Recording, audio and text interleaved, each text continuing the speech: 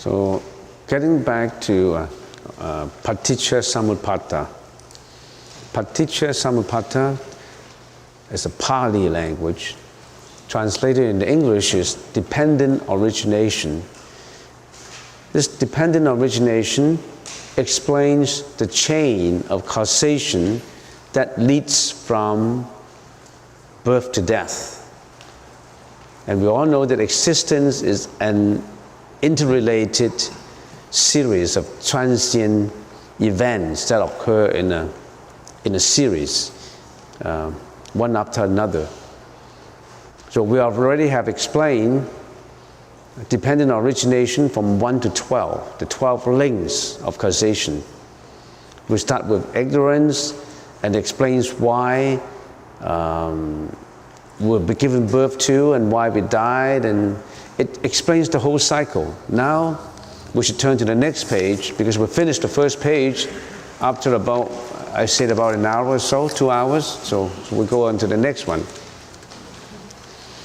The next one is cessation. Now, when we know that dependent origination, Paticca Samuppada, explains the chain why we, our existence is interrelated events of life and death and reincarnations and all that. How do we end it? And before we begin, let's put our palms together and chant the verses first.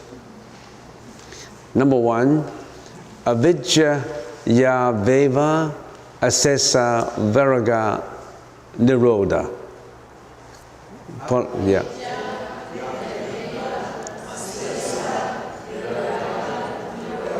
Sankara nivodo. With the complete eradication and cessation of ignorance, reaction ceases.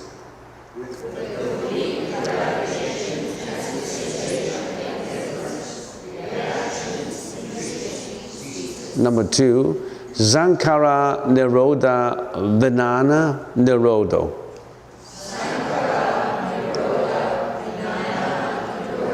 With the cessation of reaction, conditioning, consciousness cease.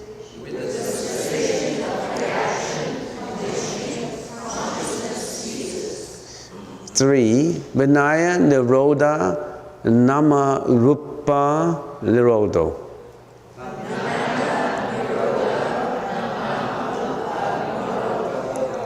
With the cessation of consciousness, mind-body ceases.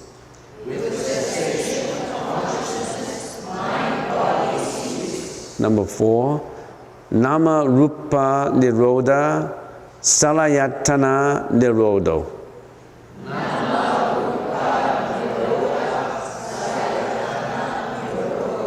With the cessation of mind-body, the 6 senses cease.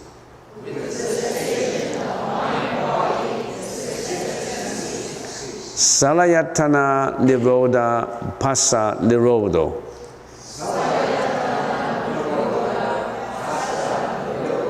With the cessation of the 6 senses, contact ceases.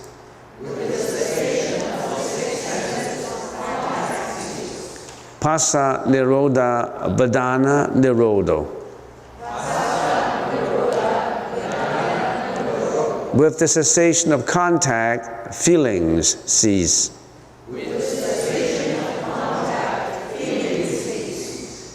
Vedana nirodha tanha nirodo. With the cessation of feelings, craving and aversion cease.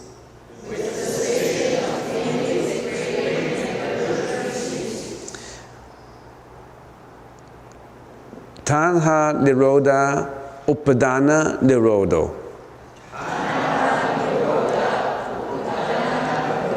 With the cessation of craving and desire, clinging ceases.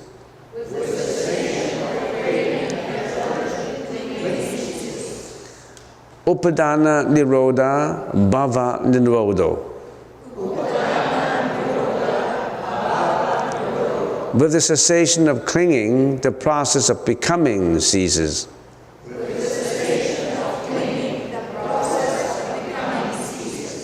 Bhava Nirodha Jati Nirodho.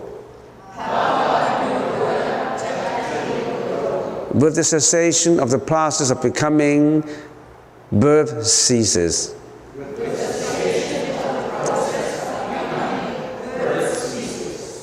Jati Nirodha Jara. Maranam Sukha Parideva.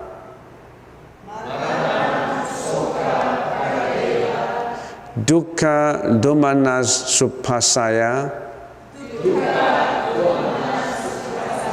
Niruch Janti. Ivamitasa. Kevalasa. Dukkha. Kandas. Sa Nirodho Hoti. With the cessation of birth, aging and death cease. Together with sorrow, lamentation, physical and mental sufferings and tribulations.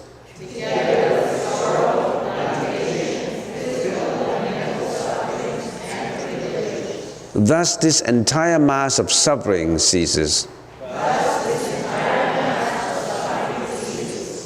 Put your palms down. So you know, Paticca Samuppada, in the beginning explaining dependent origination, explains life, the life cycle. And this, after explaining the life cycle, it explains to us how do we stop this?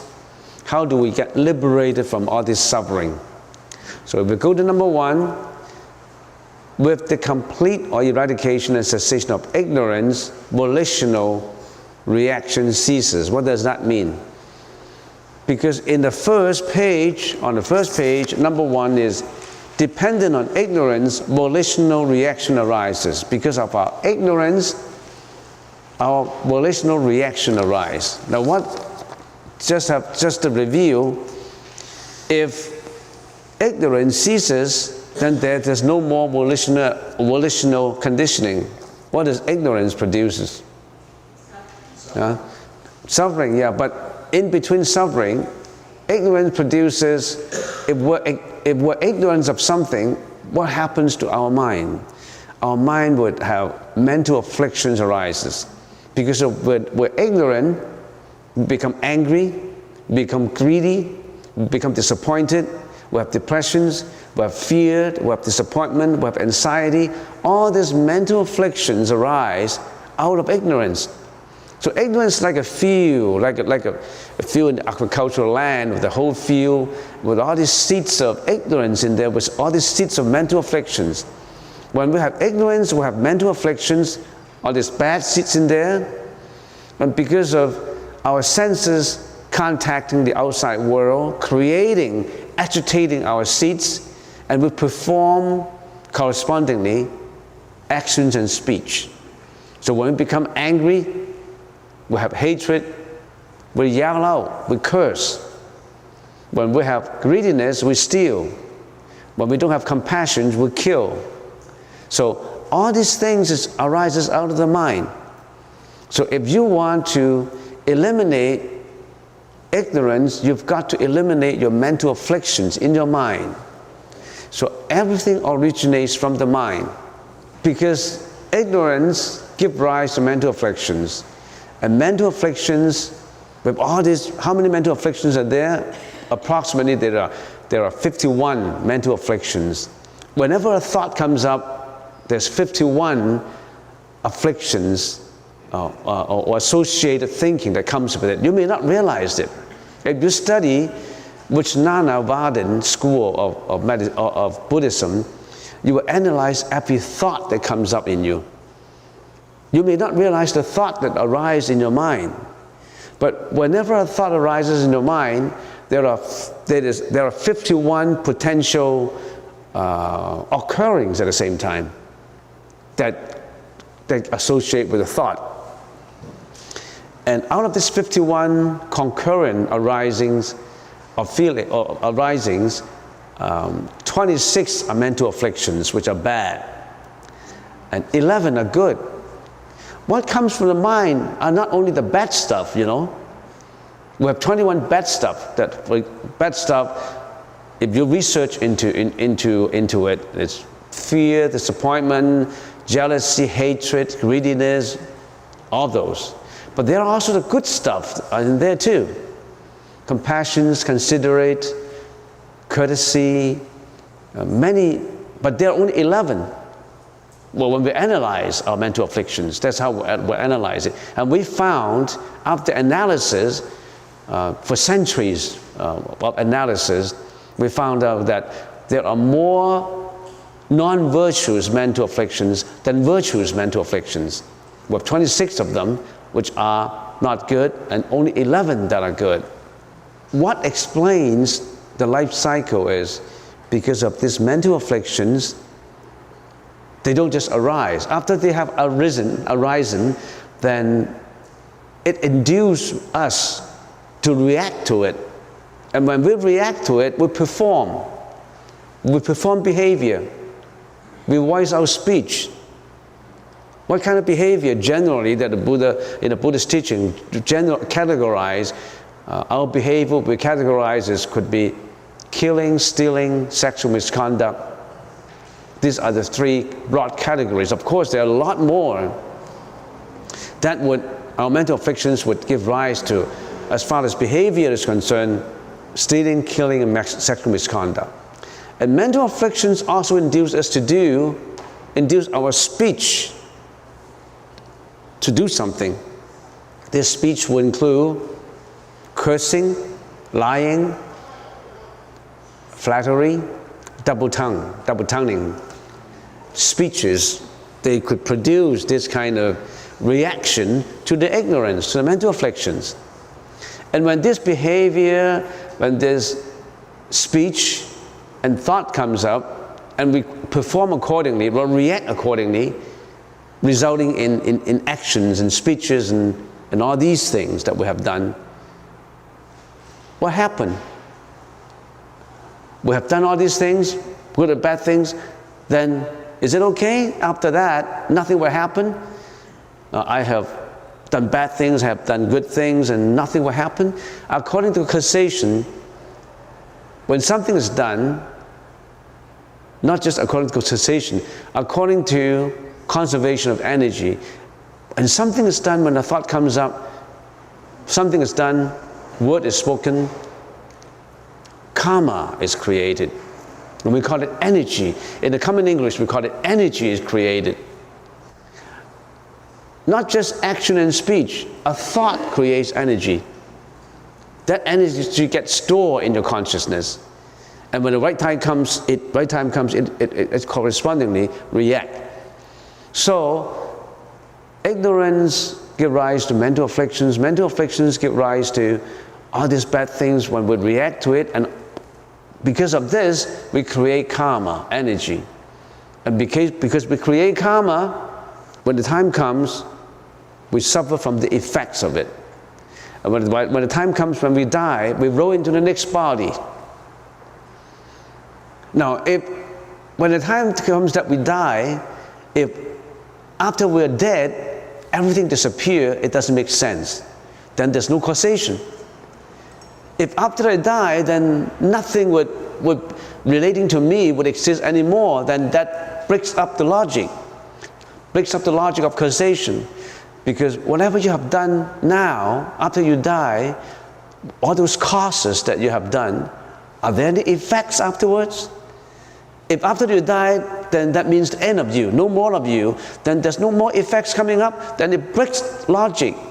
Because logic tells us that if there's an effect, there's a cause. It also breaks the logic of time. Time is not just of this life. Time is of the universal time of life after life. If time is just of yesterday and tomorrow and now, we're short-sighted. Time relates to long time ago, when in your previous life. And in the lives to come, if you're not enlightened, you continue to go into the loop of reincarnation. With the complete eradication and cessation of ignorance, reaction ceases. Now this is a broad general term. If we have no more ignorance, no more volitional actions, that means all our karma are purified, then there's no more ignorance. But how do we purify our karma? Given that we've done all those bad things and good things, and all these things will cause certain effects to come. In this life, after we die, if we're not enlightened, if we haven't liberated ourselves from life and death, we still have to go through the next body, the next life. This is Venerable Guan Cheng in this life. In the next life, I don't know. If I'm not enlightened, I'll roll into my next life. And in the next life, you do the same thing again, going through the same loop. But if you practice according to the Buddha's teaching, the Buddhist teaching is aimed at liberating yourself eternally from ignorance. Nothing about blind faith, nothing about believing in the Buddha, I got everything forgiven. No. You still have to work at purifying your mind. The Buddha cannot purify it for you. If the Buddha can purify your mind for you, there will be no suffering because you already have been purified. You don't even have to ask for purification. If Buddha can purify, or if God can purify, you don't even have to wait. You don't even have to suffer. God will have purified for you, or Buddha will have purified it for you. And some people will argue, no, because Buddha would test you. Well, why go through the testing? Is it redundant? Don't test me, just relieve my suffering. Why do you have to test me? People like to argue about it, you know. It's just like the other day when I was in the cafeteria. In the Chinese tea preparation, we don't want to brew the tea for too long. In other words, after maybe 1 or 2 minutes, you have to pour out the tea. Hot boiling water to pour into the tea leaves, and after maybe at the maximum of 2 minutes, you're going to pour out the tea. You cannot allow the boiling water to stay with the tea for too long, otherwise you get bitter, which means that the caffeine will come up if you brew it for too long. So maybe after 1 or 2 minutes, then you have to pour it out. And there was a senior volunteer, a little stubborn, I wouldn't say very stubborn, and I said, well, when you serve tea, after you pour it out for 1 or 2 minutes, you got to serve. Don't let it stand for too long. Don't let it stand. What he said is, no, I don't think so. My father-in-law used to drink overnight tea and lives up to 87. So how can you say, well, whether it's true or not, we don't know.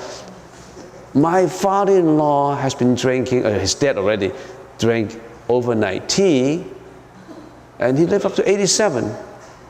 I said, if he didn't drink overnight tea, he lived up to 97. He lost 10 years. So you can't argue with the monk because he used to be arguing. Oh, he said, is that so? Oh, yes. I said, yes.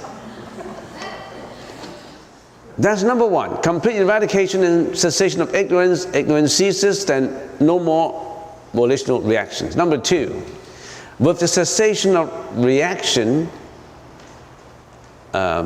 consciousness ceases. That means if there's no more karma, no more volitional reaction, no more karma, then there's no more seeds in the field of consciousness. There's no bad seeds in there. It means that the whole field of cultivation, they're all good. There's no more bad seeds in there. Even good seeds are not there. I don't know if you understand. If I perform good deeds, if I perform bad deeds, for example, I'll go down to hell. I will suffer. If I perform good deeds, I'll go to heaven. But even heaven is not the way to go.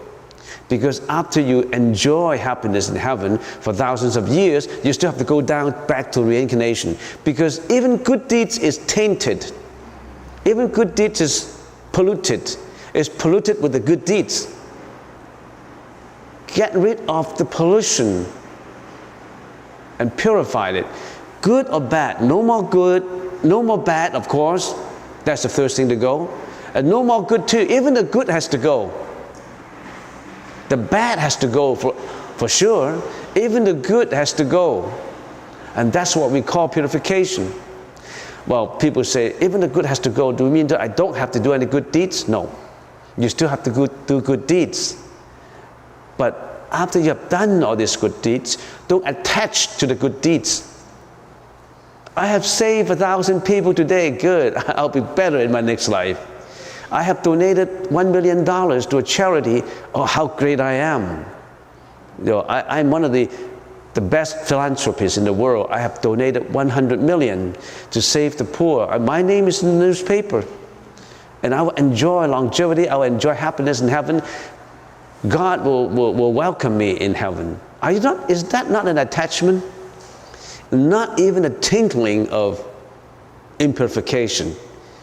The bad has to go. Even the good has to go. Completely without anything. Because there's no object to be obtained. No ignorance, no ear, no eyes, no taste, no touch, no body of mind, nothing to be obtained. Do you still remember the Heart Sutra?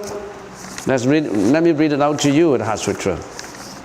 Therefore, in emptiness, there's no form, no perception, no conception, no volition, no consciousness, no ear, no eyes, no nose, no tongue, no body or mind, no form, no sound, no smell, no taste, no touch of mind, no realm of the eyes. How come there's so many negation? You purified it bit by bit until there's nothing left. In a lot of this gather and chanting, there's always know this, know that. Don't attach to it. No more attachment. You're completely free from karma. When you're completely free from karma, no more reincarnation, no more suffering. But of course, the first way to go is you have to perform good deeds and stay away from bad deeds. That's the first procedure. And then even the good deeds, don't attach to them. Even the good deeds would only enhance your ego if you attach to good deeds. Okay, so with the cessation of reaction, consciousness ceases. With the cessation of consciousness, mind and body cease. What does that mean? If consciousness ceases, then there's no more reincarnation, no more mind and body to get into the mom's womb. We talk about, depending on origination, how life and death arises. Now, how do we stop life and death? We'll carry on next time, and this is, on the Pali side, we always have to chant it so that we remember all the time. The strength comes from repetition. So at the time of the Buddha, at the time of the Buddha, disciples chant out all these keywords, paticca samuppatta. Then you know every bit of the chanting. Then you know, oh, this is life and death, reincarnation. This is what responsible for the reincarnation, for the karma energy. How do we stop it? And if you know the details of it, it itself is a practice. The chanting itself is a practice.